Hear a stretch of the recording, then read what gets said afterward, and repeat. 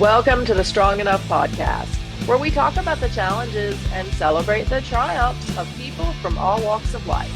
I'm your host, Claudia.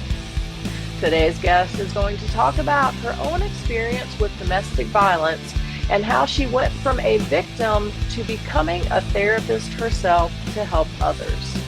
She's also going to share about misinformation on the internet as it relates to mental health.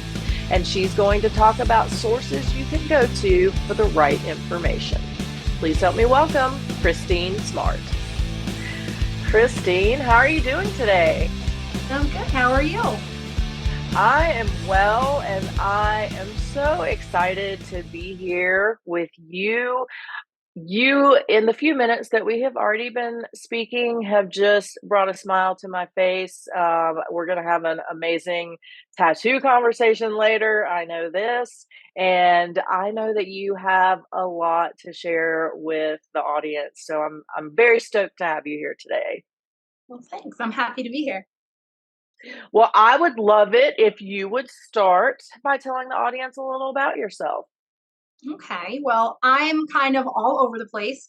I think kind of what's interesting about my story is I had a planned pregnancy at 18, and decided that I wanted to be a young mom and I would go to school when, well, turned out to be my daughter went to school. And that's exactly what I did. And so I ended up studying psychology and neuropsychology.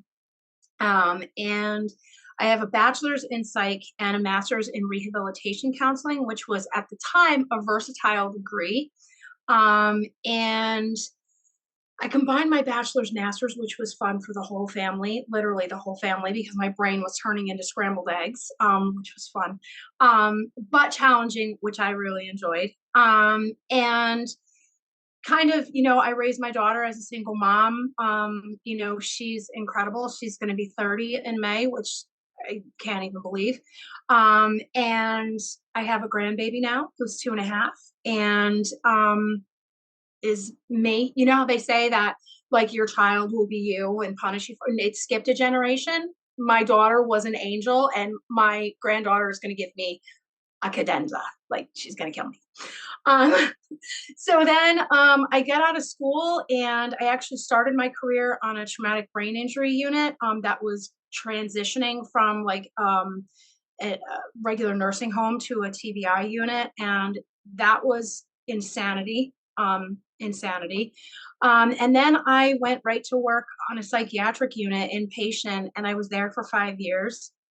For me, the more severe the psychopathology, the more that I love it. My dream is to interview a serial killer, because that's antisocial personality disorder, and that's like the pinnacle of psychopathology. And in my humble opinion, no interviewer yet has gotten it right. Like they haven't poked right, and I just want to poke right. And then I went from inpatient psych to outpatient, and that's kind of where I've been. I've done private practice. Now I kind of do a hybrid where I run my own practice, but I'm under a hub because the business part is and on any given day I run around 120 130 patients, which is um about, it's at least double, possibly triple what most outpatient clinicians do. And I allow my clients 24/7 access to me because emergencies don't always happen during business hours. And like with my kids, it's like if you're going to cut, call me. I got people with bipolar disorder, kids at college, they're like, I really need to sleep, but I really need to get this project done. And it's like, no, you have to go to sleep because you're never going to get the project done if you end up in the hospital. So sleep. So that's kind of me. I'm just kind of all over the place. I love working with law enforcement and first responders. That's something I enjoy. I did my internship at a VA here in New York. So that kind of got me started, and I am just a bitch of an advocate especially for my vets. I'm just like a bear. So that's kind of me. We have so much to discuss, but there's a particular place that I have to start. People who know me know that I am a true crime aficionado. There is no true crime story that I don't love. So I have to ask, dead or alive, what or who is the serial killer that we know about right now, that you would most like to interview? This is gonna sound so tacky, but probably Jack the Ripper. Okay. Okay. Because the way that he decimated the bodies, I already can see where that must have come from, and I would just love, love, love, and because it's so long ago and it's so, like, shrouded, I would just love to be able to, but don't listen to me, bro, like, if you don't need to come back, I'm good. I'm good. I was But gonna say, like, are we doing a seance? Like, what, are we gonna make this happen? no, and my daughter's actually a sensitive, and so I don't want anything sticking to my house, like, "Nope, we're good." Okay, so Jack, not really. Just stay indoors. Um, you mentioned at the age of 18, that you had a planned pregnancy, and then, you mentioned that you were a single mom. Yeah. So, will you talk a little bit about, um, you know, was it a planned single mom pregnancy, or were you in a relationship and then something happened, down the line?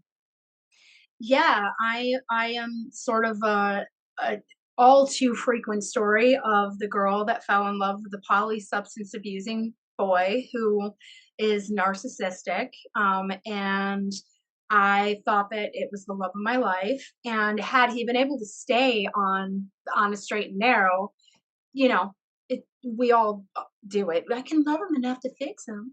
You know what I mean? No. And so I just that was the thing for me, and that's one of the things that's really really great. I mean, there's not many people who got pregnant at 18 that can tell their child that they are made from love, and my daughter was absolutely made from love, and he has very very clear reasons why he's broken, and I get that, but I ended up in a domestic violence shelter by the time I was 21 with my little girl. And you know, it was really wild. The experience in the domestic violence shelter was really significant for me because it's where I found a saying that I've kind of like based my life on. And the saying is, it was a quote hanging on a desk on the way out of the shelter that said, "Courage is the price that life expects for granting peace." And I was like, yeah, yeah, I get that. Because when I was in shelter, I remember sitting around in a group, and the woman that was in the running the shelter was leading it. And I mean, there's women with broken eye sockets and they multiple times. And I'm like, I don't know that I need to be here as much because he doesn't like beat me all that much. I mean, he had put his hands on me, but he was just so in my head. And the way that he really trapped me was convincing me that he would take my daughter away from me. And so it was like, I planned her. You can't fucking have her. She's mine. And so the woman said to me, she said, "Oh, honey," she said, "you need to be here more than anyone else because you're beat up on the inside. Nobody can see your bruises." And it was the first time that someone had like said, because I mean, by this time, I mean, we met when we were 14. I mean, by this time, the friends are starting to go away, and because everybody's like, "Oh, you're taking them back again." Oh, okay. And so people are like leaving, and I was just like, wow, it was just like so validating and has really helped me in my work as well. And so yeah, so he, of course, like a lot of people do, I went back after 6 months when he said everything I ever needed to hear him say. And but that was a time that I only stayed for 6 months, and then I left. I left. Like there was no major thing, there was no, anything. And, you know, he just said, "I've finally fallen head over heels in love with you, and I have to be honest with you. And the truth is that I've slept with more women since we've been married than I have in my entire life." And I said, If I'm ever going to look at myself in the mirror again and have a shred of self-respect, I can't do this anymore. And I left and I never went back. And he now has, I think, 11 children. Yeah. When God So, said go forth and procreate, he took it personally. I mean, he is the Nick Cannon replica, it sounds like. Do you He's know just if he's involved in the lives of any of these children? no, no, no.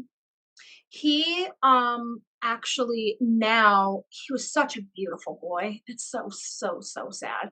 But he is like, do you remember that Ugly Kid Joe song Neighbor? Mhm. Remember the video? Remember the guy in the stained wife beater? Gnarly. Yeah. I look at him now and I'm like, I can't even believe like he was so beautiful. And I'm just like, oh my God, I can't. And no, he doesn't. I mean, I was fortunate in that um my dad had connections, so I was able to get him out of my daughter's life when she was 7. And this is another piece I think that's kind of it's though it's personal, I think it's really something that people can benefit from hearing. And why I had him completely out of her life was he calls me, we haven't been together in 5 years, and this is how narcissists work because they never ever really let go, and they're so ego fragile that they can't stand to be rejected. So 5 years, and he calls me and he says, I just wanted to let you know that I won't be able to have the next visit. And I was like, he had supervised visits. And I was like, why? What's up? And he's like, I have AIDS. I said, I'm sorry? You mean you're like HIV positive? No, I'm full blown. And I was like, okay. And so I'm like, and he's like, I know that, my daughter's name is Allie. I know that she's going to be fine because out of all my kids' mothers, you're that, oh God. And so like, I'm freaking out, running out that night. And I mean, it's been 5 years, but still, I mean, this was a long time ago now. And I'm like getting tested, I'm freaking out. I get home the next day to a voicemail because we still had answer machines then. And it's like, alcohol and telephones don't mix, and I don't really have AIDS. I just was hoping that you would come down here and put your arms around me and make everything better. Bro, what part of divorce did you not get? Like, what part didn't you get? And so, after that, I told him that I understood that he was ill, but the truth was that if he wasn't, he would not want a monster like him in his daughter's life. And that was it. And I said, when she's 18. So when she was 18, surprise, he was in a halfway house. And I took her to see him, and she said, you need to understand I'm not my mother. If I cut you, you're done. Like done. And that's exactly what happened. So now he just got out of prison actually for a domestic violence felony. So, you know, some things never change. Not to say that some people can't. Mhm. Personality disorders are extremely treatment resistant, but if you have the want and the support, and it can be treated. But unfortunately, it responds best to talk therapy. Meds really don't do very much for personality disorders, but yeah, no, he's still that guy. What was rock bottom for you? What was the moment when you really decided that, you were done? And whether that was, the first time, because you said there were a couple times that you went back. So, what was it that got you to leave each of those times? Um, One time that I left was because he had ripped off a. That's when I went to the shelter. Actually, he had ripped off a marijuana crop from a bunch of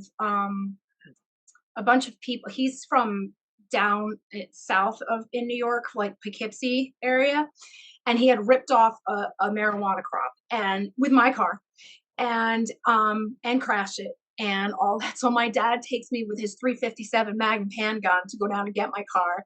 I had already called the police and let them know that I was going to do it, and then I had to hide my car in a freaking barn.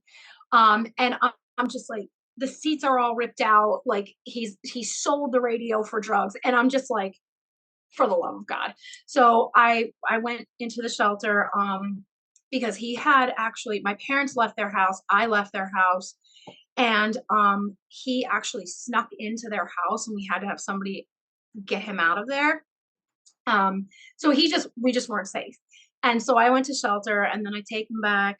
Um, and and then it was after that 6 months, I just was like, we got in that argument, like where he told me that, he finally fell in love with me. And then when I said no, he was like, then I'm gonna kill myself, and went and laid himself in on the railroad track. So I had to call and stop Amtrak. And I'm just like, and then he's like on a psych hold, and I'm walking out and he screams, she just said she's gonna hurt my daughter. And I turned around and I looked at him like, no, I'm about to hurt you, but I'm not gonna. And fortunately, there had been like nurses around, and they were like, absolutely not. And then I was just like, no. And then that night that I left him, he knocked up the next girl, and so yeah, yeah, Will you talk a little bit from a professional perspective about the manipulation that abusers do when it comes to threatening suicide? Because that is something that we hear about a ton, and it does make a lot of people stay or go back. And we all know, it's not going to happen, but it's a tool that is used greatly. So, will you talk a little bit about that? And if there are any signs that someone can look at and say, no, this is bullshit, or this may actually be a concern? yeah, sure. So one thing that I would say is that unfortunately, again, people who are personality disorder, these are usually the people that we're talking about that are abusers, whether or not it's because they have, it's co-occurring with substance abuse of any kind, or it's just because of the way. So just a little pause. The thing about personality disorders is my field always asks the nature nurture question. Personality disorders are nurture. You're not born with a predisposition to have a personality disorder. It's something went really wrong. Either this is where Freud comes in and says that you were either really overindulged or you were neglected. Obviously, a lot of times there's actually physical abuse and sexual trauma and all of these things. But literally, a personality disorder can develop and manifest in the same exact way with the same exact symptomology from someone who it was like, mom and dad are really wealthy and they're really busy and they have to go off for their cocktail party. So nanny raised the kid and mom and dad are never really around. So then this is those in like true crime stories. These are those like spoiled little rich kids that are like the sports stars that like rape and kill girls behind dumpsters. That's because the rules don't apply. Like so the self becomes the center in this exaggerated way, whether you're overindulged or whether you're underindulged. And so to get back to your question, I think that signs really are number one, first and foremost, you can never know if someone is actually going to take their own life. One of the things that is risky with people who actually have personality disorders is that frequently they'll engage in what's called suicidal gestures. And they don't intend to die, but the gesture was just too far. And so they end up dead. And so there's always a concern about that. But one thing that you can always do is you can say, well, I'm calling for a wellness check right now. And that's usually a telltale right there. Well, they'll like back up like right away because they don't actually want any, because they're actually really not going to kill themselves. They probably have somebody else lined up to meet with as soon as they get off the phone with you. Sadly, because their egos need it. So I think too, if you've been in a relationship with someone long enough, you already know if they're serious or not. It's just going through your own work, engaging in reality testing, grounding yourself in the moment that you're in, and then just kind of going with your gut. And I mean, I mean, my ex called me and said he was on the Mid Hudson Bridge. And I want you to hear what it sounds like when my wrist opens up because I can't live without you anymore. And I was just like, I'm sorry, I can't help you anymore. I gotta go. And I hung up the phone and just kissed it up to God and was like, if he jumps, if he does, it's not on me. And that's the another huge piece around suicide is that it's not on the person that was around the person when they passed. And because ultimately you hold that, you ultimately hold that. I mean, people choose to end their lives for all different kinds of reasons, and unfortunately, they take all of the answers with them. And so it's about getting yourself into therapy and treatment as soon as you possibly can and really, really getting into it. And part of what you get into is what it is that gives you the propensity to gravitate those toward those kinds of humans because us girls with the bad boy syndrome, and not to say, I mean, don't get me wrong, guys go through this too. I mean, one of my most frustrating things, so any males that are listening to this, one of my most frustrating experiences of ever was when I worked on the psych unit and there was a guy who came in whose partner was beating the living shit out of him and he didn't believe in hitting women, so he wouldn't. And I worked my ass off. I called every single place I could possibly think of, and the best I could do for him was to put him up in a Salvation Army homeless shelter. There is no such thing, at least around New York, as a domestic violence shelter for a man. And that's bullshit. I mean, that's bullshit. I mean, men can be abused just as much as women. And it happens so much more frequently, and they don't report because they're men. And westernized culture says women can't hurt boys. And that's just bullshit. And so that's a thing that's super, super frustrating to me. Super frustrating to me. Do you find that women who are abusers typically engage more so in physical or mental and emotional abuse, or is there a difference? I think that there's not too much of a difference. It's just that women can get away with it more and they know that. So if you have this, propensity to be abusive as a woman, your guy walks, around with an eye jammy or a busted lip or something like that. And, number one, he's not likely to admit that you did it to him. And number two, nobody's going to believe him.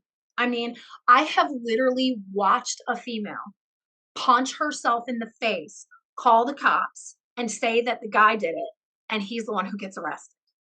Like, what? I mean, yeah, I mean, we don't really know how skewed the statistics are because of the underreporting. And it's one of those things, when I get guys in therapy, because I work with all ages. So when I get guys in therapy who have been abused, it's like the first thing you got to do is you got to kind of dig down in and get at that honest space. And one of the things that I always tell people is that when they come into therapy for the first time is that I'm just a tour guide. I don't have like a jing jing, or anything like that. I'm not superhuman. I'm just here to help you look around corners in your mind that you've not yet thought to look around, which is the coolest thing about what I do because everyone already has exactly what they need in their head to be fine. It's just that all the shit is in the way and they can't get at it. And so I kind of very visual in the way that I work. So I often give people like different kinds of analogies. And like for something like that, it's like an excavation project. We've got to like dig that shit out of the way so that we can find what's underneath of it. And ultimately, what's underneath of it is you. And a lot of people have no idea who I really am. And so that's where I've gotten really into the last couple years. This it's kind of a new approach, newer, called acceptance commitment therapy, and that's something that if people really have work to do. What I always tell people is that it's not really always necessary to go all like psychoanalytical and get all Freudian and like dig in. Like it's not, and that especially men, that freaks people out. Like, oh, I don't want to get into my no, don't take me to the feelings. Don't do that. And so you can work around it and build coping strategies around it and not dig into it. But what I tell people all the time to be mindful of is that you can, like, especially if you're a stuffer, you can get over an experience, but that doesn't mean that you got over the energy that that experience left with you. And so what we do in therapy is we take power away from something that has power over us. And so that's what therapy is really all about. It doesn't have to be this mind fucky, voodoo-y kind of shit. It doesn't have to be like that. And I have a very casual style. And sometimes, I mean, I had this woman one time, we talked about makeup the whole time. She's like this woman, she's like in her late 50s, early 60s. She's biker chick. She's like done the things, and we talked about makeup. Like, she's getting older. She still likes to be pretty. And so she's like, oh, my whole hour's gone. And we didn't talk about anything. I was like, well, how do you feel? She's like, well, I feel a lot better than I did when I got here. And I'm like, I call that therapy, because when we're really under the ick, one of the things that we forget is that there's still a life to be lived. People are so busy just existing that they're not actually living. And so even when I was on the psych unit, the like highest group there is psychotherapy group. You have to like level up, so to speak, to be able to get there. And sometimes I would just have like a casual, like, what's on your bucket list? First of all, if you were suicidal and you tell me you got a bucket list, gotcha, because you're not so suicidal. And point that out. It gives me something to work with. We would talk about tattoos. Because I have a eye. It's like it's on the top of my foot, and it's like my daughter drew it for me. She draws all of them. But it's like a celestial sun eye. And people are like, oh, so what do you do? Like look up like people's like skirts and like stuff like that. I'm like, this is so I can see my way to kicking people's ass. That's why I got an eye on my foot. And so like, it starts the conversation, and people would always say on the way out, thank you so much for this session, because it was just talking. And I'm like, it was reminding you how to live. You're still alive. You have things to say. So say them. If it's about music is the backdrop of my life. So that's another thing. Like you get me talking about music and whoop, I'm just off. Can take over a whole session. Like we'll just talk. And I often during the session, like if somebody says something that reminds me of a song lyric, I'll like say the song lyric and they're like, huh? And I'm like, oh, you'll get used to it. Like I'm back now. You know what I mean? But so there's all different kinds of things to get to by just taking a look at and everyone is worth looking at themselves. Everyone. Even people who have like psychotic illnesses and stuff like that. And that's where it kind of gets into the stigma around meds, which is another huge thing that I have that just kills me. Is like, there's this false, I think, kind of understanding dynamic dialogue about medication, that it's just like numbing you out and it's just this and it's just that. And what I tell people all the time is it's not. Like there are trillions of neurotransmitters in our brains, and we have these neurotransmitters that are chemicals that make it all happen. It's the most important organ in our bodies. We would never say to a type 1 diabetic, we would never say, don't take your insulin. Never. That's fucking disgusting, right? But if somebody needs to take an SSRI or an anti-anxiolytic or, God forbid, an antipsychotic, holy shit. Like, no, persona non grata, like weak, da da da da. No, all we're doing is leveling out chemicals in a brain, just like insulin is making a hormone happen in your pancreas. Like, that's it. That's it. And it's always important to pair talk therapy with medication, because there's no skills in pills. That's another fallacy is, oh, I'm taking my meds, I should be fine. Have you done anything to get, it's part of the problem I have with like, hey, like If it means sobriety, great. Like Alcoholics Anonymous, NA, like that's great. Except for what happens in that a lot is codependency. You become codependent on the program because there's no therapist in the room. You're not actually digging in at anything. So you're sober, which is Mhm. great. I'll take that over not. Don't get me wrong. But one of the things that drives me nuts around that is that people like AA is like, if you've been sober for 3 years and you fuck up for one night and then you're like, whoa, what the fuck did I just do? Like, and get right back on it. That's a setback. That's not a relapse. Mhm. You should be proud of yourself. That's a huge accomplishment to be like, no, I don't want that for my life anymore.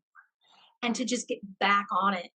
And so I think that you can empower people when something like that happens.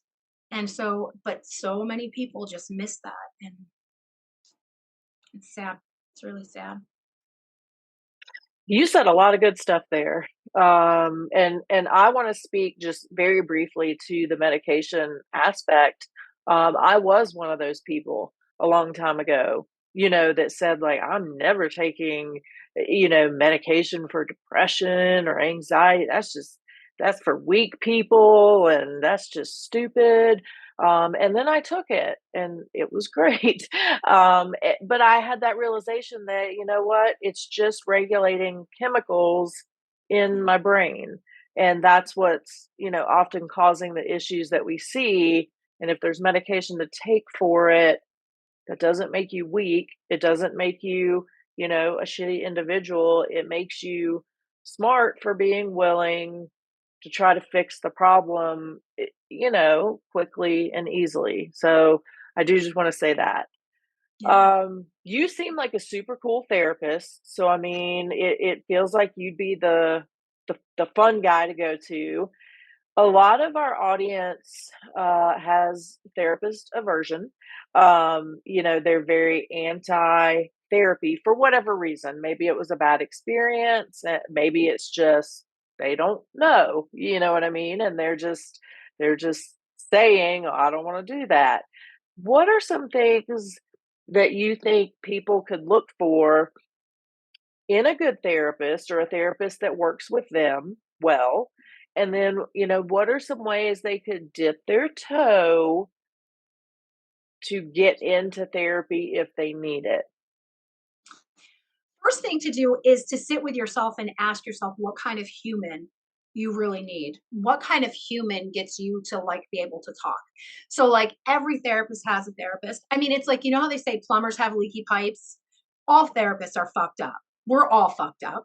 And that's why we're doing this, you know? And so I have to, and I say this with so much love. My therapist is like the hippie chick, like in the peasant skirt with her unshaven legs and the whole 9 yards. She gets me, I'm very cerebral. And so she gets me out of my head and into my body when like and she's the only person who can do it too. So it's like, you know, I'm always like even hesitant when I have to go see her. I'm like, oh God, she's gonna get me in my body, and I just want to like psychoanalyze everything. And so that's the first thing. Ask yourself who's gonna work for you to talk. The other thing is always remember before you go to see a clinician of any kind, they work for you. So don't feel like just if somebody is not working for you, don't be like, well, this is what I have to accept. You can absolutely process with a therapist what's not working. And if the therapist is dynamic enough, they're going to be able to move and groove with you. If a therapist can't move and groove with you, be like, catch you on the flip. You know what I'm saying?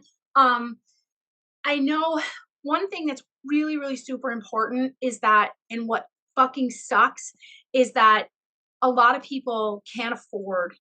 So if you go into the private sector, if you have people that don't accept your insurance, then you're kind of stuck going to like mental health clinics. And unfortunately, mental health clinics are stepping stones for a lot of clinicians. So what you get is you'll just start to establish with therapists and who told you they're not leaving, and then they get a better job offer and they're like, I'm out the door. And you're like, now I have to fucking tell my story again. Right. I just, so that's a pet peeve. So always try to, And in different states and even different counties, mental health clinics can be different. So ask around, see what kinds of experiences people are having at mental health clinics. A benefit of a mental health clinic is that there's usually a clinician and a prescriber under the same roof, which is also something that is so hard to find. And for continuity of care, it's so important. But there are actually online, all of this telehealth stuff now. I know one of them is Apti Health, and not that I'm giving them a plug, but I just know that that's one of them that people around here use a lot. And they have prescribers as well as clinicians. So that's an important thing. Because, like, for example, the place that I'm under the hub of, they don't have prescribers. And I have a lot of knowledge about medications from having worked in the hospital. Mm-hmm. But a lot of times it's so irresponsible to say, oh, well, I'm going to prescribe you lithium because you have bipolar. Well, what does that mean? What does that mean? So people should be able to, understand what the medication's doing in their bodies. And they don't get that a lot. So ask around, do your research, start from that place that you're worth it. Even when you can't find it, it's in there. Even if you have to start from thinking about something like your favorite color.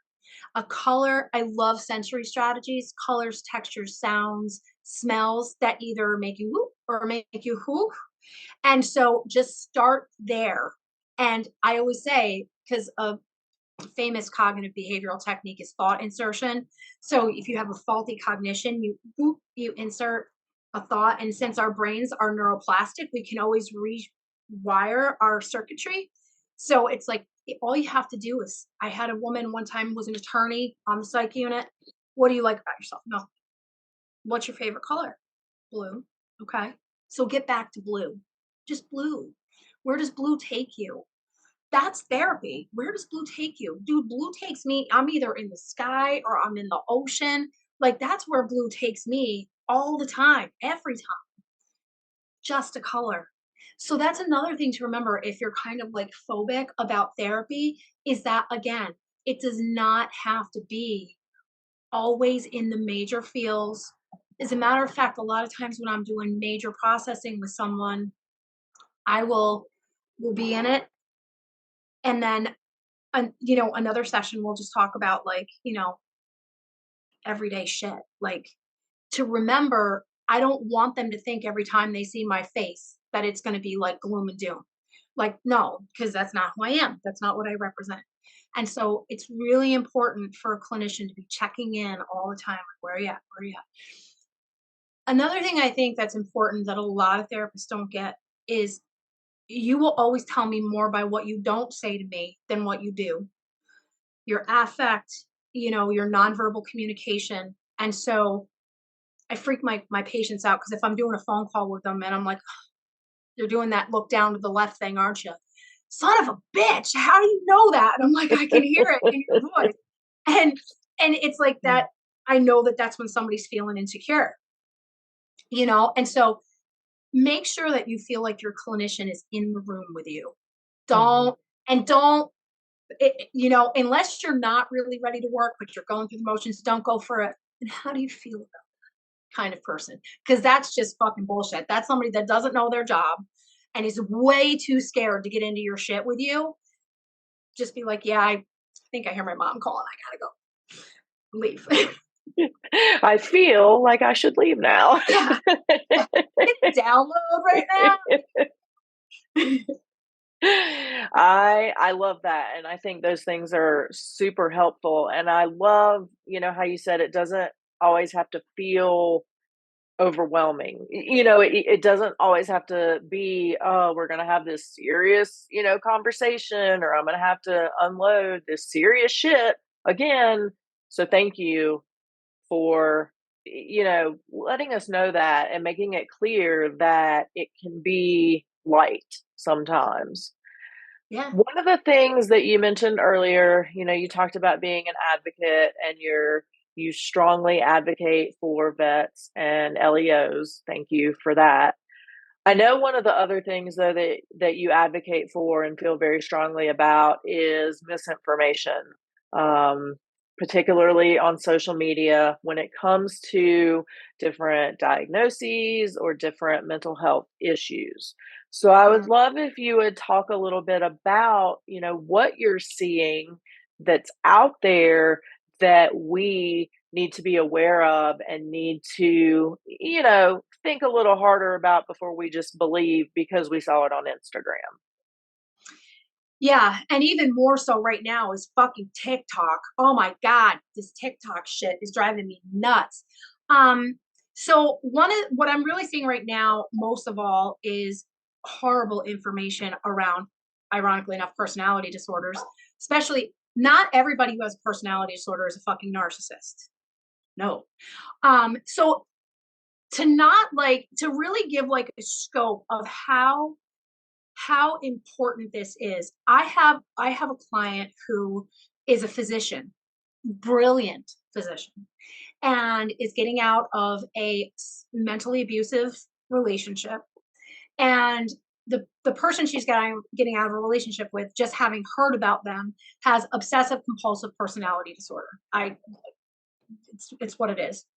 So I hadn't talked to her in a little while. She gets back, into the groove, and she's like, "Well, I realize, my friends were talking to me, and I've read online, and he's really a narcissist." Like, for fuck's sake. So I listen, I listen, and I'm like, you know what? Everything that you said is exactly right, except for he has these other little nuances that differentiate narcissistic personality disorder from obsessive compulsive personality disorder. And there are threads that run, like never being able to fill up an attention tank. Everything is everybody else's fault but theirs. People with personality disorders have what's called an external locus of control, which is exactly that. Everything that's wrong in my life is somebody else's or something else's fault, and they don't own it. And so that's one of the things that's really important to understand about, if you're like, does this person have like personality disorder? I encourage people to go on to a reputable site like, Mayo Clinic, go right into the DSM website. That's the Bible of psychology, and read what actual symptomology is. My concern is that a lot of this information that's being put out there, because it's social media, has the potential of being put out there by people who are predators, people who actually are narcissists or borderlines or what have you, not obsessive compulsive personality disorder, because they don't really like to associate with people very much. But it's and the thing is that, if it's one of those sites where you're paying money or something like that, like, they're just taking advantage of and right now, like, I cannot tell you, since this TikTok thing has blown up, and I don't do TikTok, I don't do a whole lot of social media. Um, but so many clients do, obviously. And I keep saying, if I have one more client say to me, "Do you think I have borderline personality disorder?" I'm gonna run my head straight through the fucking wall, because the best way that I can say it, and if anybody who's listening to this is wondering if they have a personality disorder, the first response is, if you did, it wouldn't occur to you to mind, because of that external locus of control. And it's kind of like in increments depending on the diagnoses. It's like, the way that it's described is like, if that third eye that's like conscience, that's like, yeah, you probably shouldn't do that. People with personality disorders, that's either really damaged, or in like antisocial, it's not there at all. It supposedly. That's why I wanted to read the serial killer, because I think it still is. Um, but it's just like a break from conscience, and that's why they're like, I can't believe that that. You know what I mean? And it's like, well, she doesn't care. She doesn't know that what she's doing is wrong. He doesn't realize that, the fact that he slept with 16 different women but has a wife and kids at home, he doesn't get it, because he's just indulging the self. And I mean, we could have a whole other, conversation about like how that all works and all that, and anytime you want to, just hit me up. Because I love this stuff. I can talk about it forever. But it's just one of the best ways to know if you have someone who has a borderline personality disorder in your life is like, have you ever been like at a gathering and it's like, oh God, who the fuck invited her? Because now the whole party's going to shit. because she Mm-hmm. is probably borderline, probably borderline. That's the thing, is that narcissists aren't really that loud. Borderlines tend to be female, and they tend to be very boisterous, and they're drawing attention to themselves. Whereas narcissists just, they just kind of have this like suave. Narcissistic comes up most time because they're the best manipulators. They're so good at what they do, and they love bomb. And then you're in, and then you're like, fuck, he's got me again, or she's got me again. And so that's that. The other most popular one that you see around is called histrionic personality disorder. Excuse me. This is also mostly women. But the little niche there, it looks just like borderline, except for they hypersexualize themselves. So they draw the attention to themselves by, these are the girls that are like cam girls and all this other stuff. And it can start very young in life. And then there's obsessive compulsive, which again, that's really rare. When I worked in patient psych, we had a guy, was a doctor, had lost his license to practice, had become a pharmacist because it was so easy for him. And that's what he had wrong with him. And my guy, my psychiatrist that I'm working with, he's like, that's not what's got. Okay. I had to take an entire fucking course on the DSM, bro. Like, I'm telling you. I'm telling you. And when I described it to his sister, who has known him, she's like, oh God. And that's the thing, is that people who have been around, it's like you're literally like unlocking something for them. And they're just like, oh my God, the tumblers, you can hear them. It's like clunk, clunk, clunk. You know what I mean? And, oh my God, this makes so much sense now. And so that happens a lot of time with spectrum issues as well, that have gone unnoticed, that people, when you talk to them about it, the tumblers start to click into place. Oh. Because a lot of times spectrum disorders that have gone undiagnosed get mistaken for personality disorders, because they've got that Interesting. the rigidity, like everything's on their terms, but it's not for the same reasons at all. Mm-hmm. That's interesting. It's fucking cool. Well, you have gone through so much. We are gonna have another conversation very soon, so just put that on your calendar. Okay. Before I let you go, though, I mean, we got to talk some tattoos. And for those who are watching this versus listening, have seen you making some hand and arm movements, and so they have seen a lot of tattoos. Um, I'm in love already, and then you talked about your foot tattoo. So I'm going to ask you, what is the tattoo that you have that is the most meaningful, and why? Ooh. um well, they're all extremely, extremely meaningful. I think so. I have super meaningful ones for different reasons. They're all really meaningful because, again, my daughter draws them for me. So I'm super, super lucky to have that talent. How she came through me, I have no idea. But I have right here, I have one. You can kind of see it's a bouquet of flowers. Mm-hmm. So these are pussy willows, and they make the constellation of Capricorn because my mama was a Capricorn. And so this is for my mom, right by my heart. And then this one is a portrait of an eagle that my daughter painted for my dad when she was a teenager, and that hung in his bedroom until he passed away. So my dad is looking at my mom by my heart. And so these two are huge. And then the other one that's actually really, really meaningful to me is this small one here. I don't know how well you're going to be able to see it, but it's a crescendo. And inside of it, it says, I will. And it's from the song Atlas Falls by Mm-hmm. Shinedown. And why that's so meaningful to me is because I found Shinedown during the pandemic as a clinician who was like, I'm running out of gas. I'm running out of gas. And I found them and I listened to them incessantly. And then I heard Atlas Falls, and I'm one of those people, like, I live my life out loud. I live my life out loud. My goal in life is to never have to do this because I've got nothing back there. If you think you know something about me, you either know it or you're full of shit, because it's not the truth. And so this is right here. And it just reminds me that if life gets me down, just fucking keep getting louder. And so I right there so I can see it.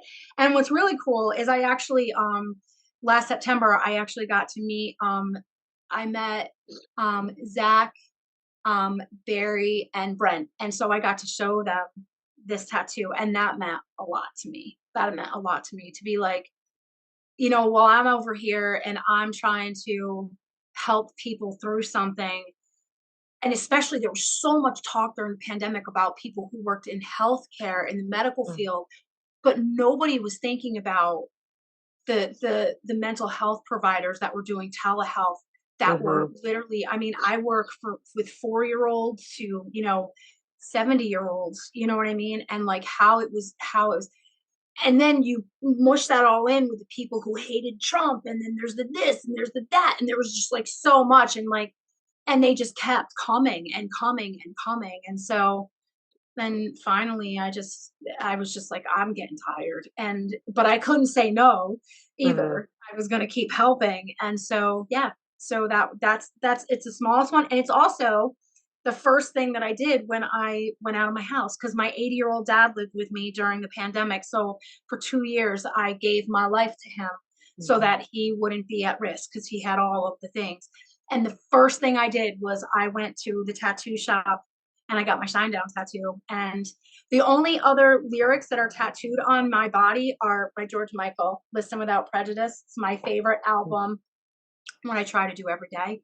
And then I have No Day But Today from Rent, because Rent, so good. So, so yeah, and What this is the leave-in process, so we can talk more about that as it keeps getting finished. so that was going to be my next question is what is next? So is continuing that next, or do you have something in between? Yeah, no, actually, April 26th, I actually just got this done last Friday, and some planets. I decided my daughter has drawn me all these really wild animals. Um, and so I decided I love the sky. I love the night sky. And Mm-hmm. so I'm turning them into constellations. And so, I'm putting in the night sky around it. And so gonna get fill on that, and I've got a whale to go on this arm, and then finish up fill, and I should be done with that. And then I've actually just got into these. Um, what's her name? Ryan Ashley from Ink Mm-hmm. Master. She does Mm-hmm. those intricate like beadwork kind of tattoos, and I threw that out there to my guy, and I was like, what you think about that? He was like, yeah, I can do that. So that'll be eventually. And then I have to get my wolves. I love wolves. So I got to get my wolves tattoo. And there's really cool clouds I'm going to get behind the wolves. And yeah. And then wherever else I go, I don't know. So we got a lot coming. We got a lot Oh, yeah. coming. Oh yeah, yeah. It's so wild because I got my first tattoo when my daughter was 4, and that is on my back, and it's like a celestial sun with the rays blowing in the wind. It has her name in the center of it, Mm-hmm. and I'm really fortunate in that my tattoo people, if you're into tattoos, if you haven't yet, definitely look up Huck Spalding and Tom Spalding, like Spalding Tattoo Supplies. Mm-hmm. They're, well, not Huck, God rest, but Tom Spalding was my guy, and now his apprentice, Gino, Eugene Hernagel is his name. He's at Tom's studio now that Tom's kind of retiring, and so Huck Spalding invented like a tattoo needle that lays the ink under the skin differently. So Mm-hmm. this tattoo was when my daughter was 4. It's never been retouched, and now so it's 26 years old. So I went Wow. from when she was 4 to when she was 16 without any tattoos, and the rest have happened since she was 16 because she drew that tattoo, and Tom Spalding was like, "You drew that?"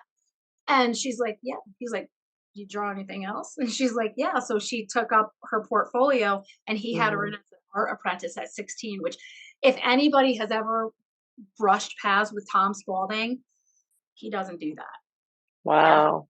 ever. So it was like a huge honor. And so, yeah, like that's one thing. If you're ever in New York, gotta let me know, and I will hook you up with some ink that will stay. I love it. Well, Christene, where can people find you? So if they want to learn more about therapy, if they're in the state of New York and want to talk to you about that. If they want to learn a little bit more about, what are personality disorders and what to look for and what not to believe on the internet. Or if they want to join you for a tattoo afternoon, where can they find you? Christene Smart 2 at Instagram.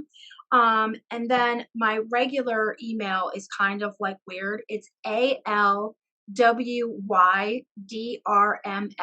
at AOL.com. And it stands for Always Dream Love. That's what ALWY. So that's what that stands for.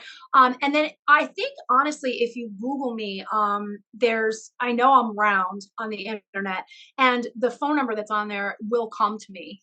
So that's another thing. And I work for a place, if you're in New York, called Freedom First Psychological Services, and that would be a way to get in touch with me. And while I'm licensed in New York, I really encourage anybody from anywhere can get in touch with me, because I am always happy to help anyone. Knowledge is power, and I am very person-centered, and anybody that wants to know anything about this stuff, and absolutely always, I don't care where you're from, if you are in trouble, if you need help, and if you're like, wow, I heard this bitch talk on the Strong Enough podcast, and I think I could talk to her, like, seriously, reach out to me, and I will never tell someone who's in trouble no. Never. I mean, I even see people for free. I get in trouble for it all the time, because I'm like, oh, you don't have money. Well, I'll see you pro bono and my boss is like, you're not making any money that way, right? I'm like, I'm trying to get into heaven. Like, I don't know what you're like, I'm good. And it's like, if it's the difference between helping somebody for nothing, like, if that's going to break me, then I need to start prostitution. Though I'll never be a cheap slut. I would only be an expensive tramp. But I love it. Christene, you have been amazing. I'm excited to have you back. You have just brightened my day so much. Next time we'll talk about cheap sluts versus expensive tramps. I'm sure people are going to want to know about that. But in all seriousness, you have been fantastic. I really appreciate you, and thank you so much for being here. Well, thanks for having me. This was wonderful. I look forward to coming back. If you enjoyed today's episode, don't forget to subscribe and follow us on social media so you'll never miss what's going on. Remember, until next week, you are strong enough, you are worth it. Thank you for listening to the Strong Enough podcast. You can find us on your favorite podcast platform by searching Strong Enough. And on YouTube, we're on the Spear Talk channel. Don't forget to follow us on Instagram and Facebook at strongenoughpod. If you have suggestions for an upcoming episode or a future guest, please reach out at strongenoughpod@gmail.com. Remember, you are worth it.